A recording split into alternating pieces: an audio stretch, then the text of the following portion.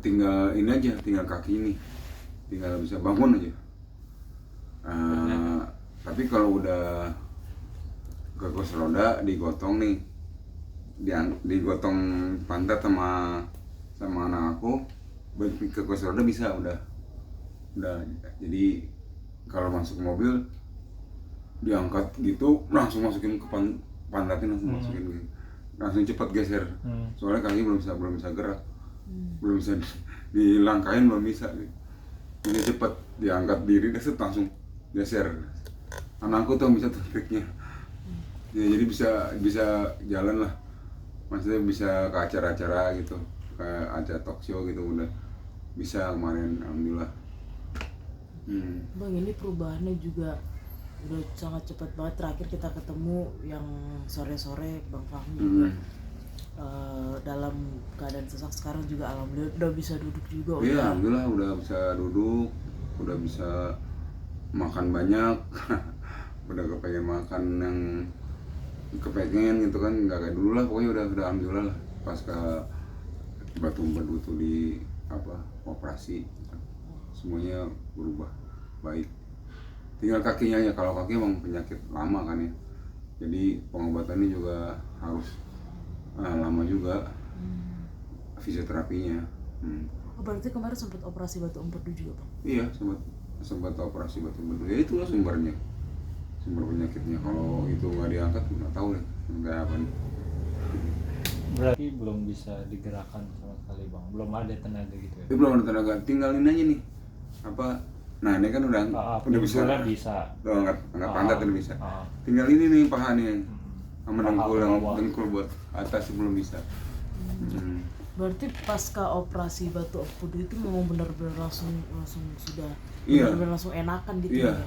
habis operasi batu empedu benar-benar langsung berubah. Orang posisi kaki yang tadinya nggak bisa digerakin tiba-tiba udah ngelengkung, udah begini nih. Begitu pas sadar pas siuman gitu, habis dibius gitu kan, kaki tiba-tiba udah ngelekuk. Siapa ngelekuk nih? Ngelekuk sendiri gitu kan. Terus sampai ruang inap udah bisa diangkat kaki sendiri, ke kaki kanan. Yang tadinya kan kalau diangkat kaki kanan harus dibantu angkat. Kalau sekarang udah pas habis batu itu dioperasi, pas selesai operasi bisa ngangkat sendiri. Berarti kalau kata dokter sumbernya itu batu Iya, katanya sih batu empedu itu bisa mengganggu organ tubuh yang lain. Gitu. Jadi ya mungkin udah sakitnya kaki aku sakit, ditambah lagi itu jadi makin sakit gitu kan. Jadi buat makin lemes karena ada batu. Iya. Terus kata sekarang juga udah makin seger nih Bang. Iya, alhamdulillah lah, pokoknya kondisi sekarang alhamdulillah udah lumayan seger lah kata orang bilang, dibanding kemarin kan tinggal tulang doang. Tapi fisioterapinya ngapain aja sih Bang? Dan masih fisioterapinya biasa kayak lebih kayak ke otot lah, ke otot yang diutamain otot kaki nih. Ada yang pakai alat, ada yang alami, jadi gerakan-gerakan.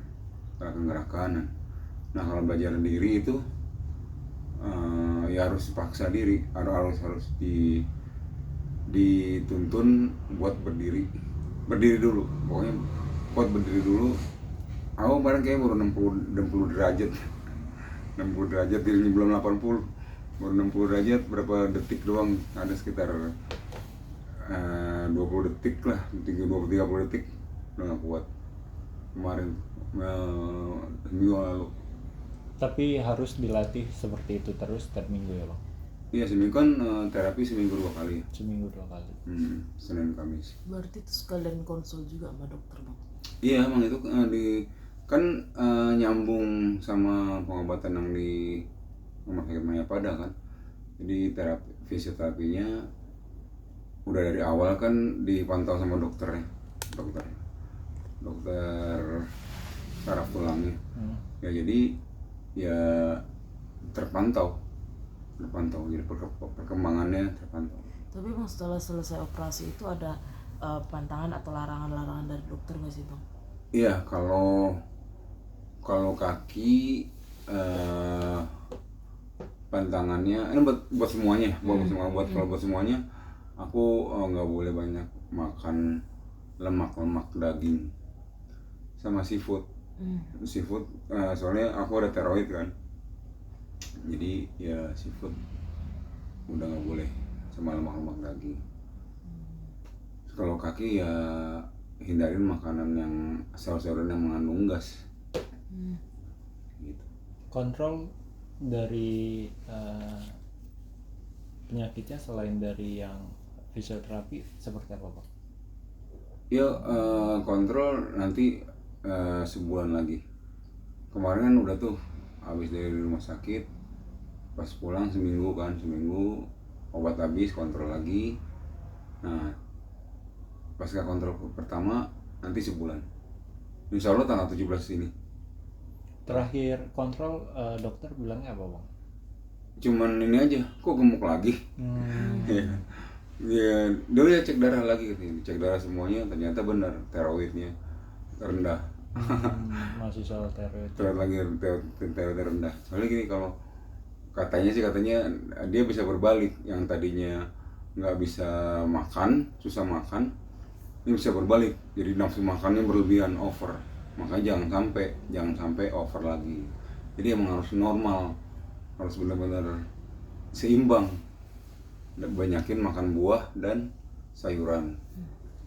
Ya diet dikit lah, dia bilang gitu. Jangan sampai gemuk lagi, dia bilang. Kalau kamu gemuk lagi nanti berdirinya susah, berat, tambah berat badannya. Nyambung ke kaki juga ntar penyakitnya gitu. Konsumsi obat berarti sehari berapa banyak obat Bang? Enggak, aku nggak banyak. Ada 3 macam apa 4 macam gitu, dan bagi dua gitu. Jadi pagi, siang, malam itu cuma 4 obat. Obat apa itu Bang? Tiroid? Obat tiroid, obat ibu nih yang hafal tuh. Obat jantung, obat apa lagi tuh, apa sih, vitamin saraf. Oke Bang, ini juga kan habis ijab ulang lagi. Seperti apa sih Bang seharian bersama ibu Bang? Iya, pasca menikah lagi sama ibunya anak-anak, ya alhamdulillah seneng. Mau apa-apa sekarang udah nggak sungkan lagi, mau minta tolong misalkan bikinin apa gitu kan, udah nggak sungkan lagi, nyuruh lah istilahnya, bikin ini dong, jadi nggak, udah enak lah gitu kan. Udah jadi istri ya kan, ya udah ini banget lah pokoknya, udah teratur gitu sekarang. Maksudnya pagi pasti udah ada bikin sarapan, siang juga disiapin makan, malam juga. Ibu lebih telaten orangnya, dia kan sama penyakit, jadi ngurusin aku dia telaten banget. Dan nggak boleh sembarangan. Kalau aku nggak ngikutin cara dia galak gitu. Kamu harus bikin, dokter bilang gini. Jadi ya aku nurut aja, iya. Tapi emang ya bagus hasilnya gitu kan. Emang aku sekarang ya enak gitu, badan juga lebih enak. Suka masakin apa sih Bang ibu? Sering masak tiap hari masak pasti. Apa yang dimasakin buat Bang Fahmi? Iya, sayur harus ada. Kalau sayur tiap hari sayur harus ada, protein ada gitu ya, minimal sayur sama protein ada. Bang, dengan balik ijab kabul lagi sama ibu, jadi makin semangat nih sebelum Bocor Terus tadi nanya. iya, pastilah tambah semangat ada ibu ya. Jadi aku yang tadinya suka kepikiran, hari ini kalau dulu sendirian ya, masih sendirian, hari ini makan apa nih, bisa makan apa enggak gitu kan. Ya sekarang udah ada ibu gitu kan, jadi walaupun gimana mau makan pakai apa juga enak aja gitu kan, pasti ada aja lah dimasakin apa gitu. Jadi udah alhamdulillah udah agak tenang, jadi nggak terlalu banyak pikiran lagi. Yang bisa dibilang lagi romantisnya nggak sih bang? Apa gimana? Biasa aja lah kalau sama ibu. Kalau masalah romantis udah gitu udah sama-sama mereka kakek nenek lah ya, pasti lah ya, paling suka ngobrol, nggak nyangka ya kita bisa kayak gini lagi gitu kan, bisa di kamar lagi gitu kan, bisa serumah lagi. Udah hampir 6 tahun kan kita pisah, jadi ya paling kok bisa ya kayak gitu kok bisa ya, inilah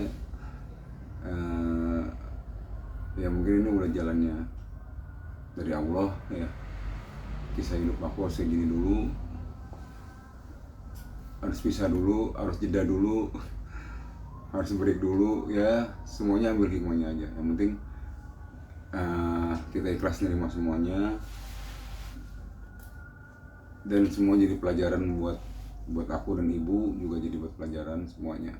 Jadi ya jangan sampai nanti terulang lagi lah masa-masa sulit, masa-masa egois, masalah-masalah emosi itu udah nggak usah ada lagi kalau bisa. Artinya Bang Fahmi bisa menjalankan perubahan yang diminta sama ibu ya bang? Iya. Saat ini. Kalau komitmen aku ya nggak sama ibu aja, sama Allah. Ya pokoknya aku pengen berusaha menjadi seorang suami yang bertanggung jawab pada istri dan anak-anak.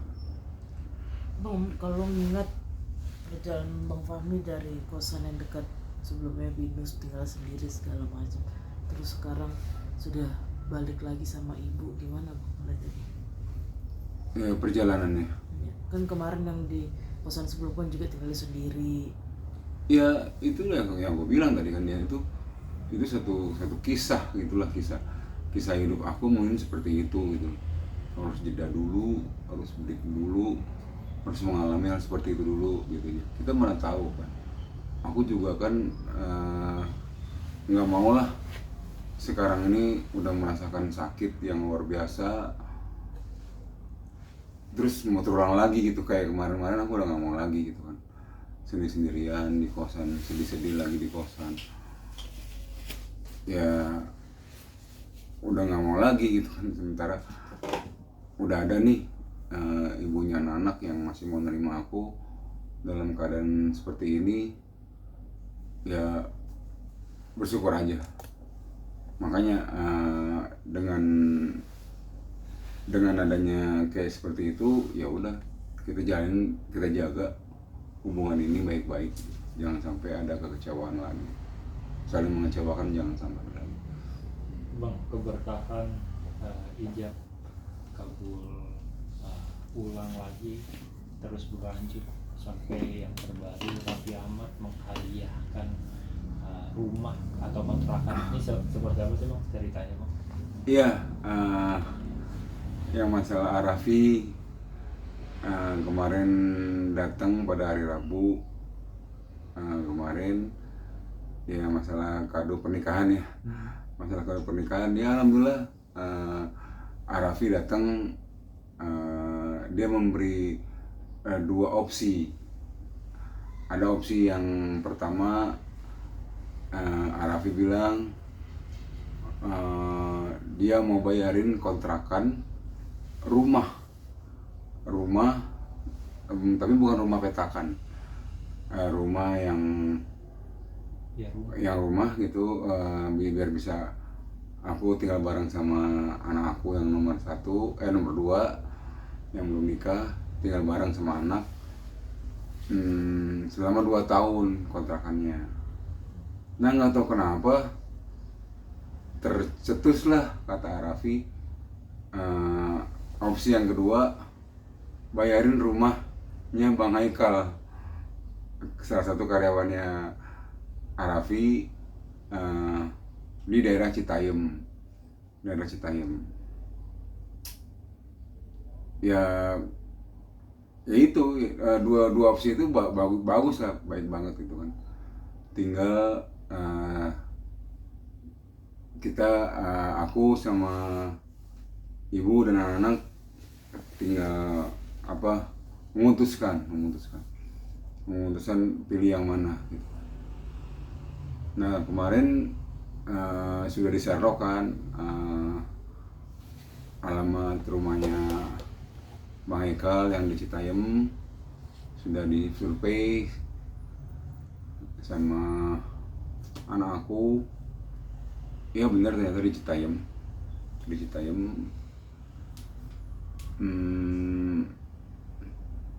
Belum siap huni kayaknya, masih belum siap huni, masih banyak yang harus perbaiki gitu. Bukan itu aja sebenarnya, itu tidak jadi masalah, cuman yang masalahnya ini aku masih berobat di Jakarta ini, masih berobat. Jadi dan dari pihak terapis yang di rumah sakit Bayangkara juga bilang belum ada kalau misalkan kita ke sana, ke daerah Citayam sana, cuman batasnya di mana gitu. Jadi ya aku juga ngobrol sama anak-anak yang satu kan anak aku pada kerja di Jakarta,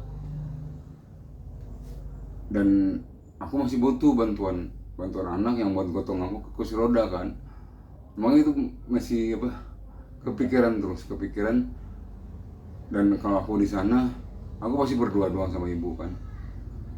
Anakku udah bilang kalau ibu kesana nggak apa-apa, anakku kos.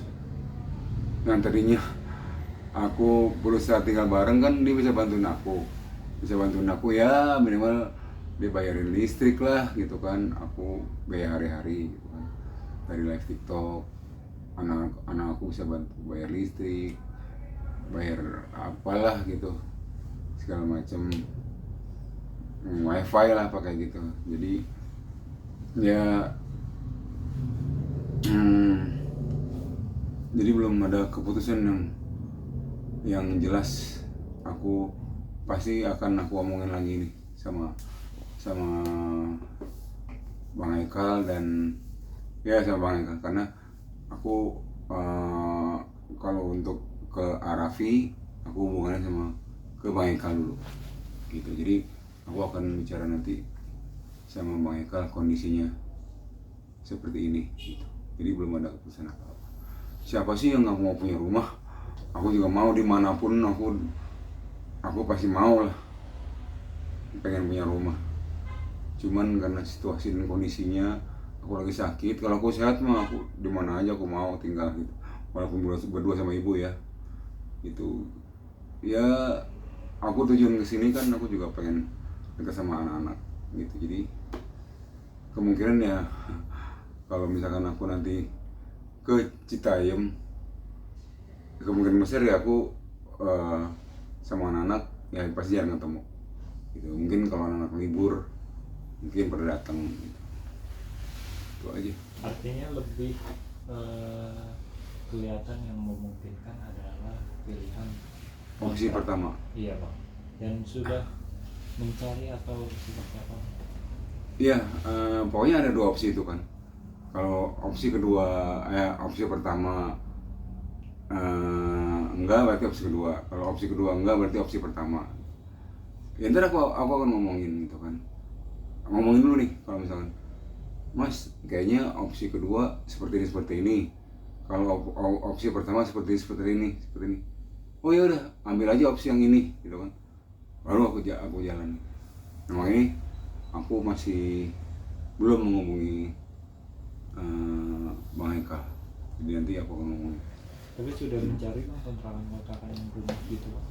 Sudah nyari sambil nyari gitu kan, kontrakan yang rumah gitu kan. Ya karena belum ada omongan, ya udah nanti kalau udah oke nih misalkan, nah berarti opsi yang pertama ya. Opsi kedua karena rumahnya juga belum siap huni gitu kan. Ya udah, berarti opsi pertama, baru kita start nyari. Tapi udah nyari sih, udah sambil jalan sambil nyari. Karena pilihannya karena mobilitas ke rumah sakit kontrol ya bang.